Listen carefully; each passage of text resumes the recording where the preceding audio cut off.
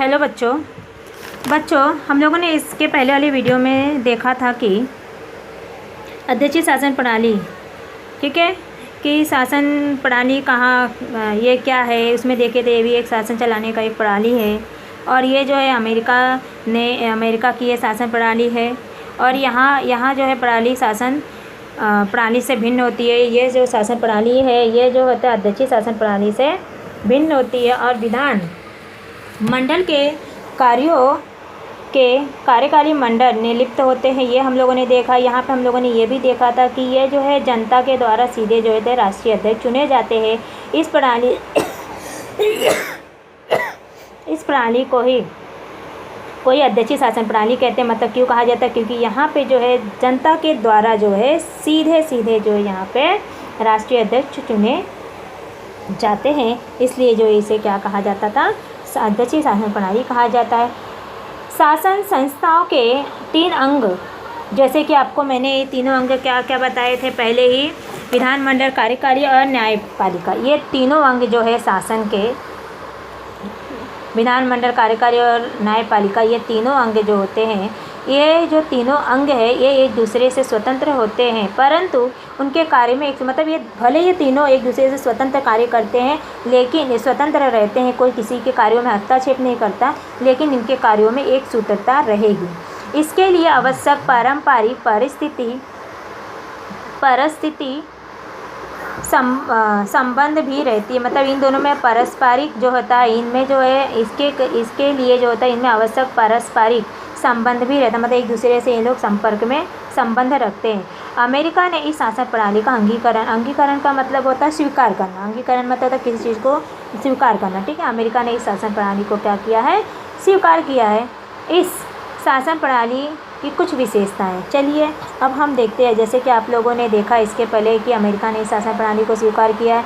अध्यक्षीय शासन प्रणाली में जो सीधे जनता द्वारा राष्ट्रीय अध्यक्ष जो है चुने जाते हैं, और इसमें जो तीनों अंग होते हैं प्रणाली के, शासन प्रणाली के, वो तीनों एक दूसरे से स्वतंत्र होते हैं। स्वतंत्र होने के बाद भी जो है उनके कार्यों में एक सूत्रता रहती है, और अमेरिका ने इसे जो है स्वीकार किया। अब हम जो देखते हैं कि इस शासन प्रणाली के क्या उद्देश्य, क्या विशेषताएं क्या हैं, ये इसकी क्या खूबी है, ठीक है। अब देखेंगे सबसे पहला पॉइंट जो हमारा आता है वो है राष्ट्रीय शासन प्रणाली में विधानमंडल और कार्यकारी मंडल सीधे एक दूसरे पर निर्भर नहीं होते हैं, ठीक है। इसमें क्या कहा गया है कि राष्ट्रीय अध्यक्ष जो होता है, अध्यक्ष शासन प्रणाली में जो होता है, विधानमंडल और कार्यकारी मंडल जो होते हैं, ठीक है, कार्यकारी मंडल और विधानमंडल, ये दोनों एक दूसरे से सीधा जो है ये दूसरे पर निर्भर नहीं होते।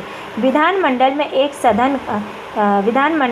के एक सदन का चुनाव सीधे जनता द्वारा तो राष्ट्रीय अध्यक्ष का चुनाव भी सीधे जनता द्वारा किया जाता है। मतलब क्या है, यहाँ पे एक विशेषता क्या होती है, विधानमंडल के जो सदस्यों का चुनाव जो होता है यहाँ पे सीधे जो है जनता के द्वारा जो है चुना जाता है, और राष्ट्रीय अध्यक्ष का भी चुनाव यहाँ पे सीधे जनता के द्वारा चुना जाता है।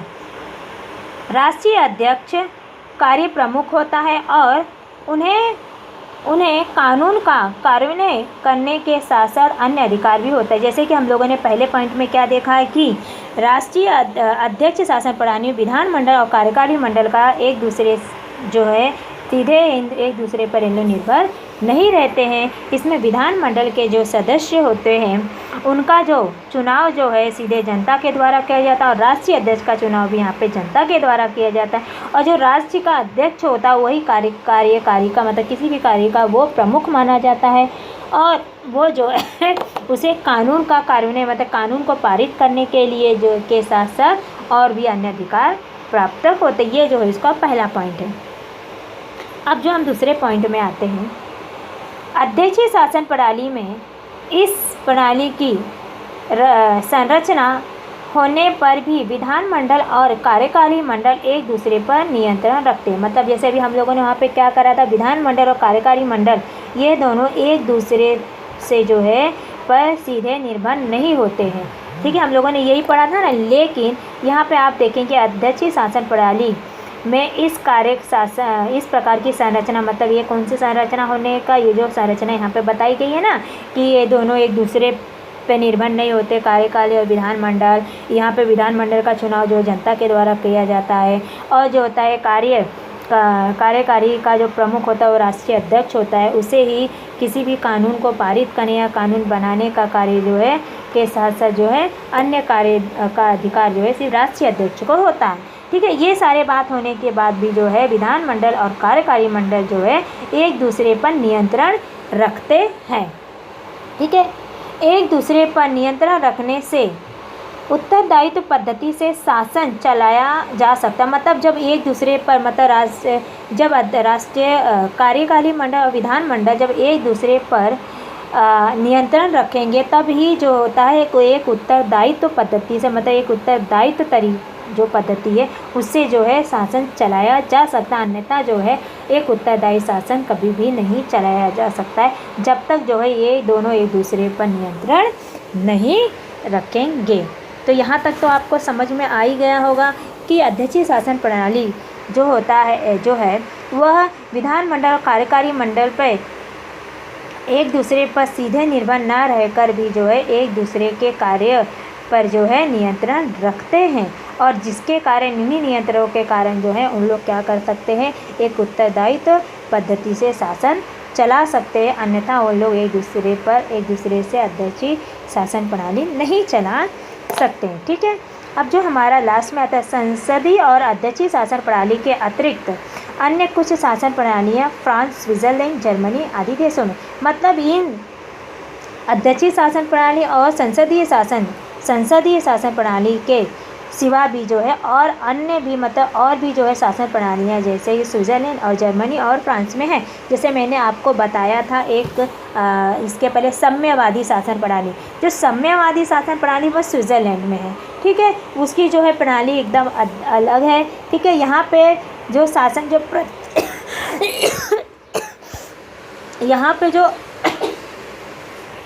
जो है प्रत्यक्ष जो है शासन जो प्रत्यक्ष लोकतंत्र है। यहाँ पे जो स्विट्ज़रलैंड में जो शासन प्रणाली है साम्यवादी वो प्रत्यक्ष रूप से जो है लोकतंत्र आत्मक है। ठीक है, विभिन्न देश अपनी परिस्थितियों के अनुकूल ऐसी शासन प्रणालियों का अवलंबन करते हुए दिखाई देते। मतलब क्या है यहाँ पे कि जो देश है हमारे देश के लोग हैं उन लोग बहुत सारे जो अलग अलग देश है वो अपनी परिस्थिति के अनुसार मतलब देश की स्थिति के अनुसार जो है अनेक प्रकार की जो है उन लोगों ने क्या किया है शासन प्रणालियों का जो है अवलंबन किया। मतलब उन्होंने अवलंबन करना मतलब उसे स्वीकार किया। मतलब बहुत सारी शासन प्रणाली जो उन्होंने बनाई है। ठीक है, आया समझ में। अगले पार्ट में हम भारतीय संसद की संरचना, कार्यप्रणाली और भूमिका आदि का अध्ययन करेंगे। मतलब इसके बाद वाला जो पार्ट है उसमें हम देखेंगे भारत की संसद की संरचना किस प्रकार है, उसके कार्यप्रणाली और उसकी भूमिका के बारे में पढ़ेंगे। तो आप देखेंगे कि जो हम लोगों ने इस लेसन में पढ़ा है, अभी जो देखा है, अभी हम लोगों ने देखा है इसमें, तो हम लोगों ने क्या देखा है कि इसमें जो है कि अध्यक्षीय शासन प्रणाली जो है किस प्रकार से स्वीकार की गई है।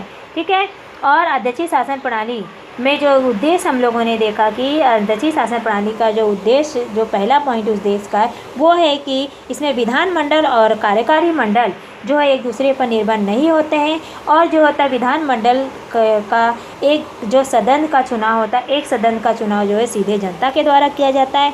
तो अध्यक्षीय शासन का जो चुनाव भी सीधे जनता के द्वारा ही किया जाता है। ठीक है, पहला पॉइंट आया होगा कि आपको याद भी हो गया होगा। ठीक है, और इसमें जो है अध्यक्ष जो होता है, राष्ट्रीय अध्यक्ष होता है, वो कार्य का प्रमुख होता है और वही उसे जो है कार्य को कानून को पारित करने का और उसके साथ साथ में उसे अन्य अधिकार भी प्राप्त होते हैं।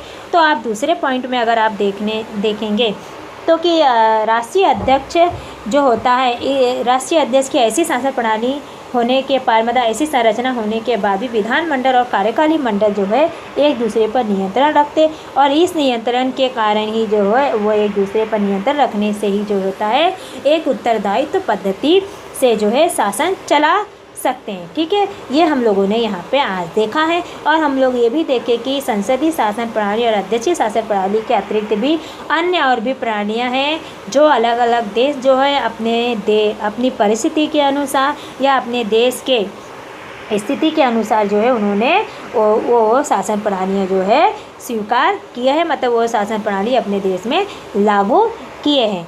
तो मैं आई होप आप सबसे मुझे पूरी उम्मीद है कि आज के जो हम लोगों ने लेक्चर में या जो आज की जो क्लास में हम लोगों ने अध्यक्षीय शासन प्रणाली की विशेषताओं के बारे में पढ़ा और अध्यक्षीय शासन प्रणाली के बारे में पढ़ा है और उसकी विशेषता के बारे में पढ़ा है। आप सभी को जो है अच्छे से भली भांति जो है आप सभी को समझ में आ गया होगा, मुझे आपसे पूरी आशा है। अगर आपको कुछ डाउट है तो आप जो है मुझसे बेशक जो है पूछ सकते हैं कि क्या है क्या नहीं, आप कोई भी कमेंट करके आप मुझसे पूछ सकते हैं। तब तक के लिए मिलते हैं हम लोग आपसे जो है एक दूसरी क्लास में नए टॉपिक के साथ मिलेंगे, ठीक है। तब तक के लिए आप सभी को नमस्कार। एक बार सभी को जो है बहुत बहुत धन्यवाद।